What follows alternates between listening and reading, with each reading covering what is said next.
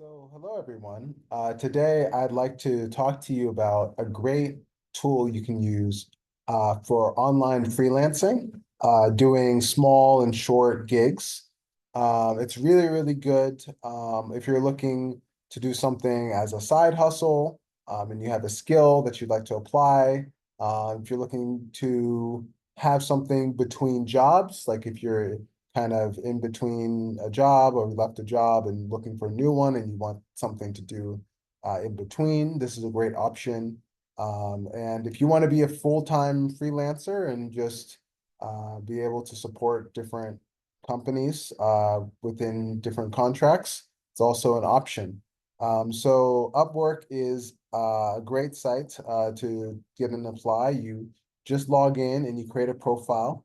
A few things. You can personalize what you would like Upwork to show you based off of your skills.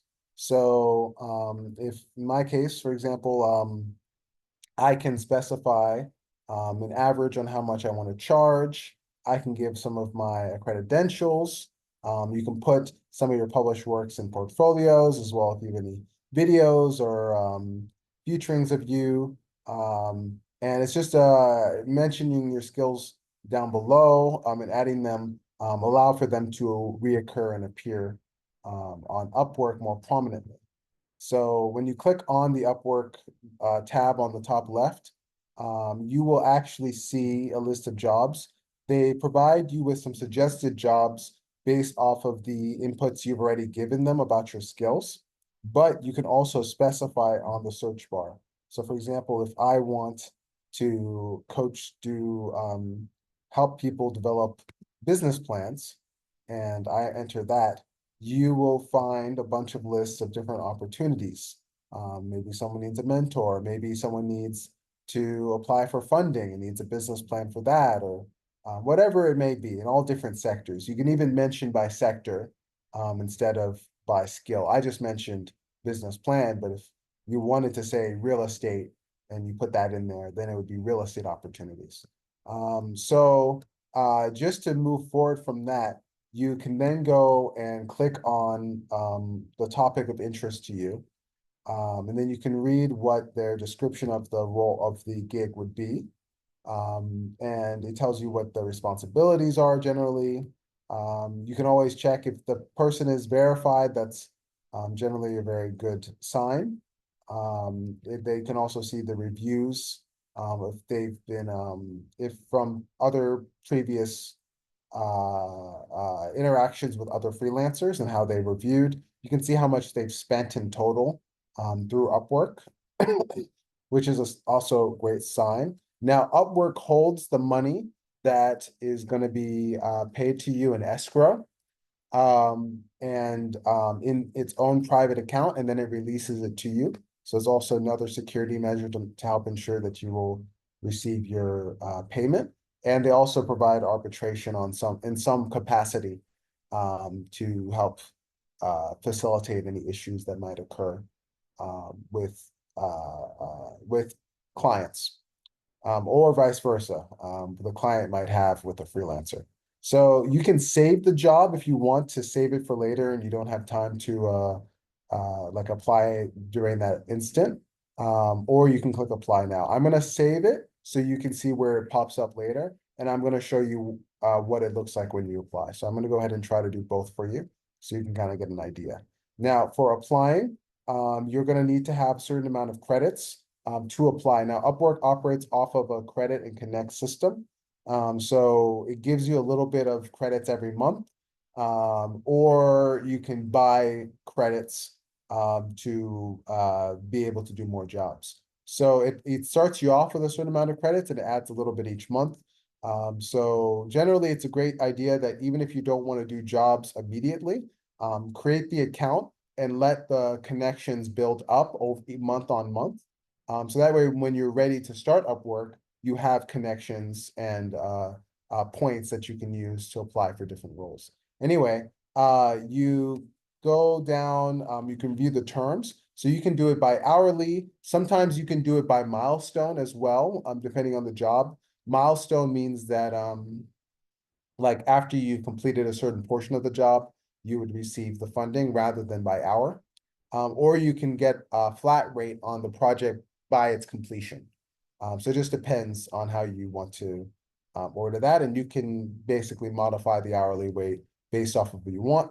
Generally, Upwork charges a 10% freelancer service fee, and it will tell you how much you will receive in total. Generally, it's also important to keep your communication and correspondence with the client on Upwork as well. So they have rules on that. And they have their own messaging system and everything that you can use to communicate with the client. You can choose if you want the rate to increase over a period of time. I generally don't. I generally offer what my rate's going to be and not increase it, but you can do that. And then you submit a cover letter, and then you can upload any highlights. So here, what I usually do is I'll put my CV, but I created a CV specifically for Upwork and specifically for the skill that is relevant that I want to display. So it's a very case-specific CV. So I'd encourage you to create a CV specifically for that skill and for Upwork.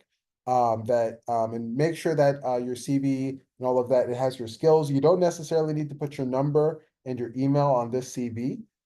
Since they will be contacting you through Upwork, it's probably just best to just have a CV with the skills on it, and that's that in general.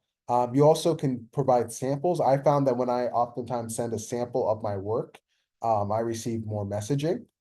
So you can provide a sample, and you can upload any certifications you might have on there as well. Once you're done, you can submit the proposal, and it will appear under your proposals and offers section. Updates often, so the name of it changes a lot, but generally it's the section with your proposals on it. And right now, that's what it's called. That section is called. And from there, you can see how many proposals you submitted. And then you can see how many proposals are active.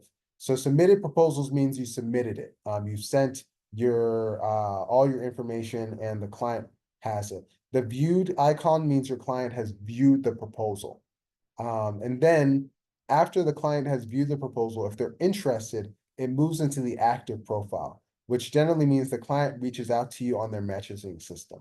So the messaging system is at the very end. I'm not going to go on it because I don't want to display any of the clients' names that I've worked with.